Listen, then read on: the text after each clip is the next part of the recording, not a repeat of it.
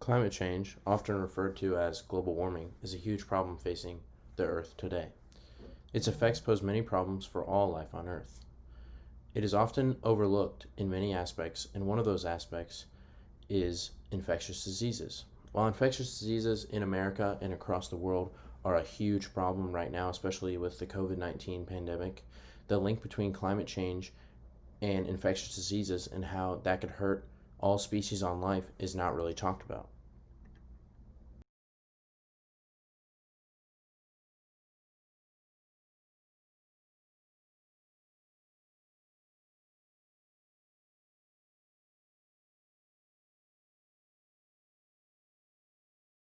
The consequences of climate change on infectious diseases is heavily debated. Infectious diseases have always been affected by temperature, and with global warming, the temperature is increasing, and that is creating more infectious diseases that are stronger and are able to transmit faster. The first example of this is shown in avian or bird malaria. The increase of temperature across the globe has increased the rate of avian malaria significantly. There is also a debate that human malaria is increased by this temperature change, but that has not yet been proven. Increase in temperature additionally increases the survivability rate of ectothermic diseases outside of their host cell, where they can reproduce and live outside of the host cell for longer periods of time.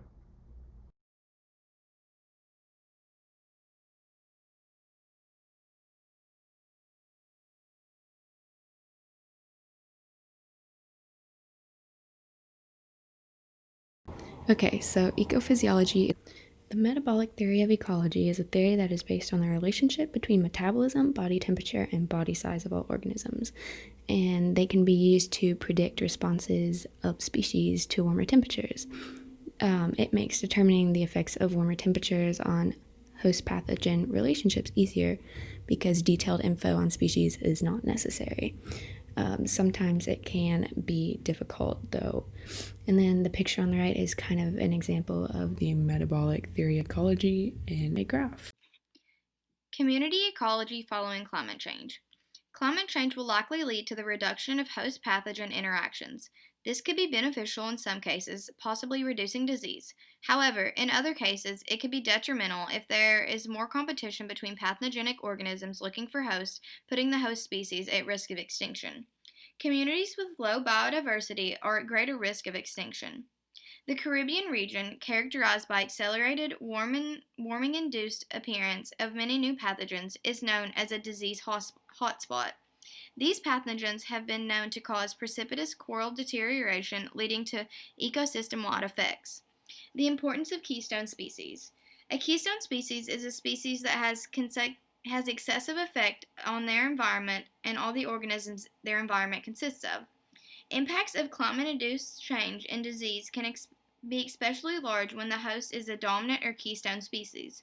An example of this is found when a once dominant herbivore abalone, which was driven to near extinction by rickettsial disease, which caused extensive community shift among many trophic levels. In the image provided, you can see the importance of the keystone species. If that block containing of the keystone species was removed, all the other blocks would fall down. Commensal microbes is defined as one organism benefits while the other is neither helped nor harmed from the symbiotic relationship. Mutualistic microbes is defined by both organisms benefiting from the symbiotic relationship. Climate change can cause microbial communities to switch from mutualistic or commensal relationships to a pathogenic relationship. Thus, the effects of warmer temperatures on the diversity and function of commensal or mutualistic microbes could promote pathogen growth and pest outbreak. Loss of biodiversity is a well-known effect of climate change and comes with its own effects on infectious diseases. Increased rates of pathogen transmission from many diseases of humans as well as wildlife and plants has been credited to the loss of biodiversity at local or regional levels. Lower parasite diversity could allow more pathogenic species to proliferate when endemic and competing parasites are lost from a system. The warming of climates can weaken the biotic regulation of some disease vectors. This is done by inhibiting both their predators and their competitors. In the image provided, you can see a biodiversity web. which is all of the organisms in a given environment interacting together. Shifts in behavior, movement, and phenology of hosts. Trends in the host migration. With the warming climate, it's easier to migrate throughout multiple seasons of a year rather than just the specific time they had done before. Now also along with this, the routes have changed due to not having concern with the weather. Often animals took these certain routes to avoid the parasites and the potential illness. However, now that the climate is warmer, there isn't a way to avoid them since the parasites are better at surviving in this weather. The changing climate is diminishing the chance for parasite avoidance routes. Shifts in behavior, movement, and phenology of parasites. Phenological changes in pathogenic life cycles. With the changing climate, parasites have been seen to interact with hosts at younger age. The transmissions is more widespread, and since migration is different, there's less ways to avoid the parasites, therefore making the host connections more frequent.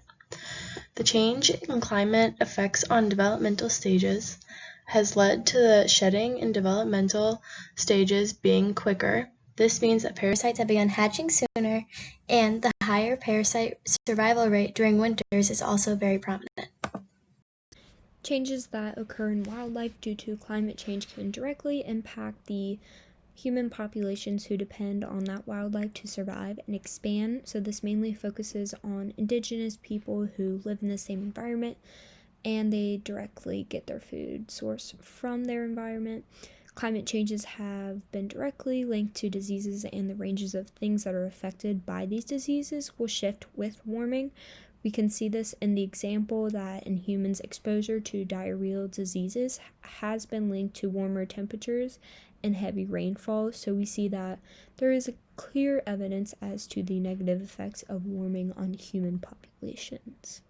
So there are societal implications that require attention and solutions. One example would be through forecasting. Forecasting is well established in crop disease management and leads to improved timing of pesticide application and deployment of planting strategies to lower disease box. So we see that planning can help lower disease in crops. Modeling is also used for predicting crops, which can lead to an improvement in the crops. Efforts need to be made to manage, rebuild, and recover our destroyed ecosystems. One most notable example would be in our oceans, and more specifically the coral reefs. In the ocean, efforts are underway to increase the resilience of marine ecosystems to disease, including developing no fishing zones and reducing land-based pollution that can introduce new pathogens. Scientists understand that climate change can either aid or harm pathogen transmission. And right now they study temperature because they can understand its effects. In the future, to really make sure we understand pathogen transmission effects, we will need to study precipitation, relative humidity, and extreme events. This would be combining ecophysiology and epidemiological response variables. That way we can also study outbreak size, pathogen type, and host type. This type of information should be applied to the broad classes of pathogens with climate change. And then we can focus on specific pathogens of concern so that we can test to figure out how much they impact human health, food supply, and wildlife conservation. However, this would require experiments that model realistic conditions. That way we can accurately reflect the climate control impact. Currently, we don't know much about how evolution would affect or shape pathogen response. This also ties into host pathogen evolution with symbiotic relationships. And we know it's hard to track disease risk in mobile species versus plants or corals because you need to detect the variability in gene expression and physiological processes. And for this, we would need new technology.